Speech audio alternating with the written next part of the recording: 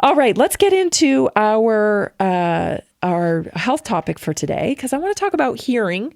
This is something, that I think we associate right away with getting older, right? People just like, oh, what? So why does hearing decline? Hearing loss is not just about getting older. So, from a functional medicine point of view, it's often because of a few things. One is oxidative stress, damaging the delicate hair cells in the inner ear. Mitochondrial dysfunction leads to less energy for sensory nerve repair. Vascular changes. This is one that people don't correlate.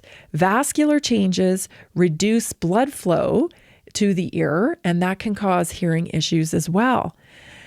Chronic inflammation, especially from metabolic syndrome or insulin resistance. So if you have that swishing in your ears, I think it's even worth a try to alter your diet if you're experiencing tinnitus, right? The ringing in the ears. Could that be a vascular change that's causing the ringing? It is worth a shot. It is worth a shot to switch to a diet that's high in protein, high in fat, loaded with whole foods, and no carbohydrates. Treat the insulin resistance and see what happens. That's my take on it. So vascular changes, reducing blood flow, chronic inflammation, toxin accumulation. So particularly from heavy metals or certain medications can cause hearing disturbances. So the goal is you want to rebuild and circulate nutrition to the body, feed the body, fill the deficiency, and give the ear cells what they need to thrive. So hidden connections that you might not know: blood sugar and hearing. Elevated insulin or poor glucose control damages small capillaries in the inner ear. It's the same way it affects eyes or kidneys. So hearing loss can be an early warning sign of metabolic dysfunction, not just hearing loss. I would say hearing changes. Hearing changes, okay, can have an impact on your or can be related back to metabolic dysfunction, rather. So any changes. Thyroid and ear function. So low thyroid slows circulation and fluid balance in the ear, and that can contribute to things like vertigo and ringing in the ear. So supporting thyroid health, right? Get your metabolic health in order. Get rid of processed foods, right? And of course, you want to supplement and support your body in any mineral deficiencies and any nutritional deficiencies. Also, adrenal stress can contribute to hearing issues. So chronic stress actually tightens the muscles of the neck and jaw, and it compresses circulation to the auditory canal. So things like magnesium, adaptogens like ashwagandha and others, and grounding practices, getting your feet in the dirt, hugging a tree. Truly, it's not a joke. Hugging a tree, it can restore your nervous system and help with adrenal stress. Also, EMF and inner ear inflammation is also a thing. So early studies show that EMF exposure may alter calcium signaling in the hair cells, maintaining high antioxidant status, like getting lots of polyphenols, offer cellular protection. So think about there's going to be a lot more, those pods that we were sold, the ear pods. There's going to be a lot of information coming about that in the coming, couple years with MAHA and whatnot, because we know there are consequences to those things. We know there are. But again, they've just been approved and safe and effective. Change to corded headphones. I have corded headphones. Another one is heavy metals. So things like mercury, lead, and cadmium can accumulate in the auditory nerve, and functional detox support through vitamin supplementation, supporting your glutathione levels, clean water, making sure you're filtering your water. Also, even using binders. So things like Carbon, right? Carbon's a great binder. Bentonite clay is a great binder. Text me if you need more information on binders. But binders are basically the carbon 60, right? Greska's carbon 60 is a great binder.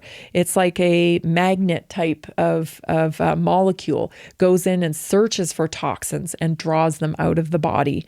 So heavy metal toxicity can lead to hearing changes. Some also things that, a lot of the medical model won't acknowledge, but the research is here. If you go to the NIH website, you can find this research. Mitochondrial DNA damage in the inner ear is now recognized as a major driver of hearing loss. I wonder what would be damaging mitochondrial DNA damage. What would be causing that? Also, nitric oxide balance. So too low nitric oxide or too high nitric oxide, it can affect microcirculation in the ear. And so you got to support a healthy nitric oxide production.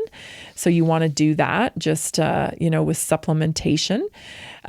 Also, there's an inner ear microbiome. And this research is new, revealing that even the ear has its own bacterial ecosystem. So chronic sinus or gut dysbiosis can influence ear inflammation.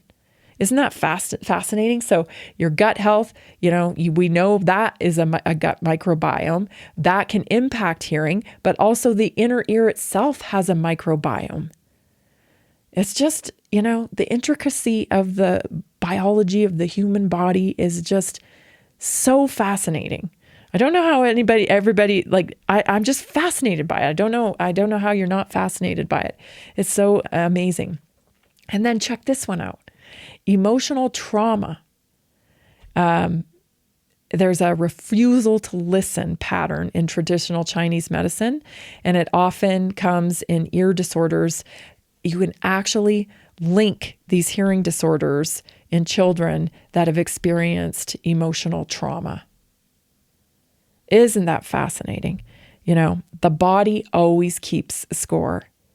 It always keeps score. And emotional trauma is a variable that we need to consider when we're trying to curate optimum health.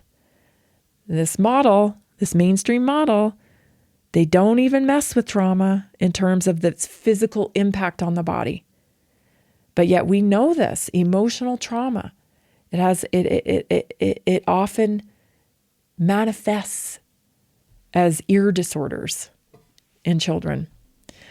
So that links emotional healing with auditory recovery, right? So we have patterns that show when children are treated for their trauma.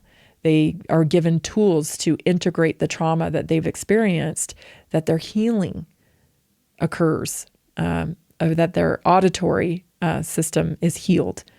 It's just fascinating, So here are some things that you can do.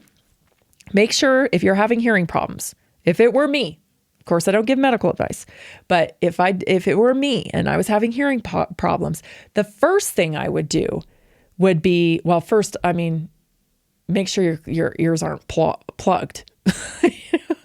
I think, if you got some wax buildup, make sure your ears aren't plugged. That would be probably the first thing I would do. But also, one of the first things I would be doing is looking at blood sugar stability and making sure that I'm eating protein-rich, low glycemic meals, lots of healthy fats, whole foods. I would definitely supplement with magnesium. I would do, of course, I love our methylated multivitamin, making sure you're getting everything across the board that you need. Omega-3s would be another one I would add in there. And then I would do some cellular reset as well. Just to kind of take care of those free radicals, right? Also, support yourself when you're out in loud spaces if you're having issues with your ears, especially like chronic, exposure. Of course, we know that can have a structural impact on hearing. So support yourself if you're exposed to chronic noise. And then also you want to support detox with lots of hydration, maybe even some liver detox, and then practice stillness. right? Stress tightens the muscles around your auditory system. There's a lot of, like, I want to say, stress impacts everything, and we don't give it the weight that we should. We are conditioned, again, to think that showing or admitting signs of stress, like, oh, I'm really stressed out or whatever, equals weakness in our country. We're supposed to just suck it up and keep going, right? But in reality, acknowledging that your stress level is getting too high is a sign of strength. And then implementing, practices that help you process stress in a healthy way. I mean, that is true strength, right? Responding in a way where you're supporting yourself. How that ever got turned into weakness, I don't know. It's just bizarre to me. But, putting something in place to help yourself is a sign of strength, not a sign of weakness. So take time out to practice stillness, because the stress in your neck, the stress that you're holding, that very well could be affecting your auditory system. Reframe hearing loss as a communication from your body. Every signal we get from the body is communication. It isn't a symptom, it's a signal, and it's communication. Something's going on here. So we have to listen. And sometimes we don't get it right the first time, but we got to keep trying, because there's a reason for the body's signaling, and we should seek to understand it, not cover it up. You've been listening to Naturally Inspired Radio this week. I'm Tammy Cuthbert Garcia. We'll be back Monday at 3 o'clock. As always, look forward to seeing you. Have a great weekend, everybody.